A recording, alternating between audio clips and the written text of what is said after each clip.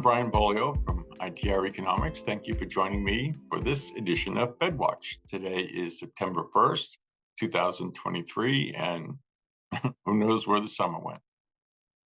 They are meeting in Jackson Hole, or they met in Jackson Hole, Wyoming, and I read Chairman Powell's speech. Nothing earth-shattering there, except he sounded more determined than ever to stay the course. And really, he was leaning more into likely raising interest rates one more time. And part of that is because of the strength of the economy. And while we have our own doubts about that strength, I know where it's coming from. The retail sales data, latest data adjusted for inflation, showed improving growth, a 2.8% increase on the 3/12 rate of change. And that's in phase B, so that is getting stronger, and that's not exactly what the Fed was hoping to see right now. Record high employment. Unemployment's up to 3.9% from April's low of 3.1%, but you're still running at virtual full employment. And he expects to see more softening in the labor market before he's through. He was pretty clear in his speech that they will push interest rates up as they deem appropriate, and they're going to remain restrictive, his words, until they are sure that inflation is coursing properly on its way down. And that's the problem. The PCE core price index that they use is at 4.2%. It was at 4.1% last month. In August, it's at 4.2%. That's not moving the right way.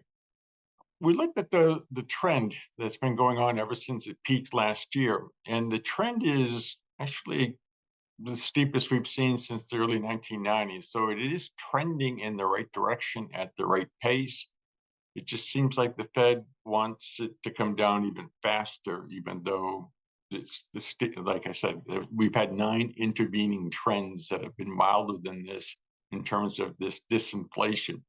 So they just seem to behave a bee in their bonnet about it. And I think last time we spoke, I said that I was about 50-50 which way they were likely going to go with the interest rate hike in either September or, October or November. I'm leaning more toward they're likely going to push it up with the unemployment rate not really moving enough for them. Labor prices still being problematic. Real incomes are up, which is good news for the home team in terms of keeping the economy afloat. But there again, he'd like to see that weakening rather than strengthening. And though it's below long-term trend growth at 1.9% on the real income, it is still growing, and it's feeding into retail sales, and that's not what they want to see right now. So I think we should plan on one more rate hike anyways this year. Another 25 basis points. That's the way it looks anyways today, following on the latest round of data. Not great news, but I guess the good news in all of this is that the economy is continuing to hold it together. Some of the earlier signs of fraying at the edges seem to have ceased for now, and we are limping our way through this summer. And I say limping not because of retail sales, but because of manufacturing and what's going on there. Hang in there. We are too.